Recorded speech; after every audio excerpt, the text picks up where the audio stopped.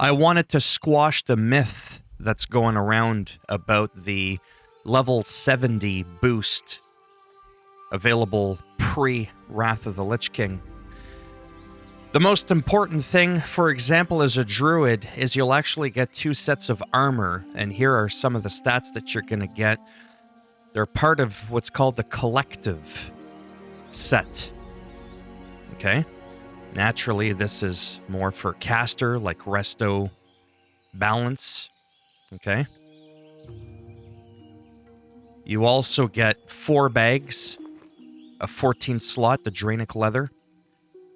You also get a DPS set with the weapon and everything, trinkets, relic, the whole works. I don't want to show you like every single piece there, but this kind of gives you a little bit of an idea. You get some wild thorn root. You get 100 gold. You do get your basic 150 speed flight form for druid. You also get 2 mounts.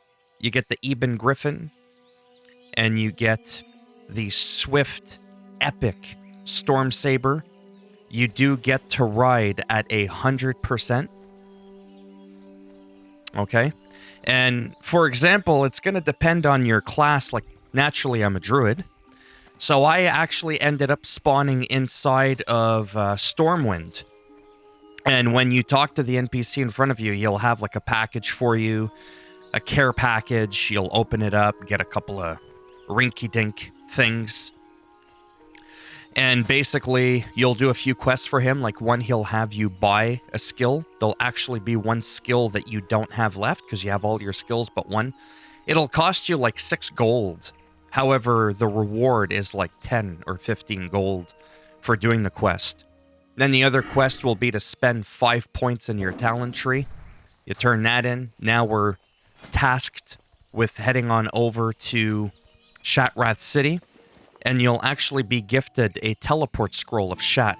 Use the scroll to teleport yourself to Shat and continue your adventure in Outlands, even though you're maximum level. Contrary to popular belief, you do not get any rep whatsoever. The only reason I have 2350 is because I turned in those quests inside of Stormwind, and it gave me Darnassus rep. In terms of everything else, everything's friendly. So this whole bullshit thing where you get exalted rep is just that. It's a bunch of bullshit. When it comes to weapon skills, you do not get any professions whatsoever. You get none. So I had to start going out and doing that on my own. Again, 225 writing, as I've stated. That's bought and paid for. Weapon skills, everything's maxed out at 350. Armor proficiencies, cloth leather, obviously those don't have whatever. And you are bilingual. You can speak Common and Darnassian. They're both maxed out at 300, so you should be perfectly fluent. Not fluid. Anyways, I can speak more than one language, but I'm not doing a good job at speaking this one. Yeah, so that's that. Pets, character.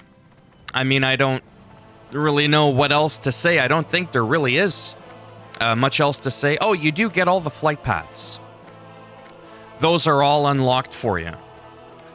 So I thought that I would mention that. See, because off the top of my head, without a script, I'm thinking to myself, what does it include in total without me missing anything? And I want to make sure that I did not miss anything. I don't want to miss a thing. Okay. And that's why I don't sing. That right there just shows you. That's why I don't do that. You can only have one per account. Greetings. As well. See, just to, like, trust me, I did not go all over the place to get all these flight paths. Like, I ain't got time for that stuff. I haven't even started, like, really playing, to be honest. I really can't think of anything else. If or when, whatever, you decide to get the boost.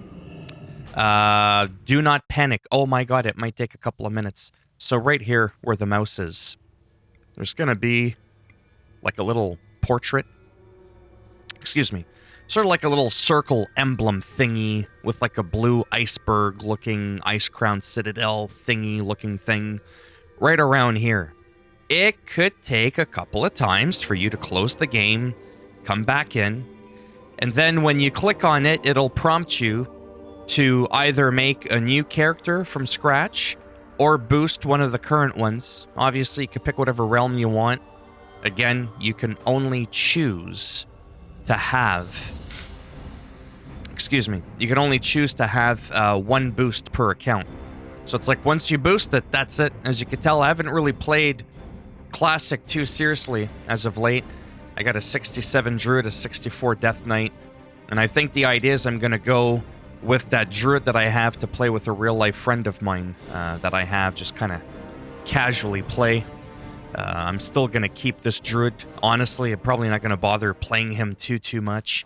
I didn't like the new cat forms, to be honest with you. When it comes to the Tauren Druid, I love my Tauren Druid. I mean, we go way back. You have to change the skin color in order to change the fur color. Whereas on the Night Elf, you actually change your hair color to change your skin color, or your fur color. Anyhow, just wanted to ramble on a little bit about that. Don't worry if you don't see your thing right away. It took me about 5 minutes, I want to say, roughly, after I made a payment. I tried doing it through PayPal, and for whatever reason, it did not work. But I was able to subscribe through PayPal. For my subscription, I had to use my debit Visa or whatever it's called. So yeah. If you liked the video, go ahead, give it a thumbs up. It does greatly help support the channel with the algorithm. And if you didn't like the video, well, sucks to be you. Go ahead, give it a thumbs down. And as always, I'll bend it in half, twist it, break it off in your ass. And if you want to subscribe to the channel, I mean, naturally, that would be great. If you have any questions, I can't think of anything that I've missed. Go ahead and ask, and I'll do my best to answer your question. Hopefully, I have the answer for you, or it can be something I can quickly look up on my character. All right, so take care, and maybe I'll see some of you in the next video. Bye for now.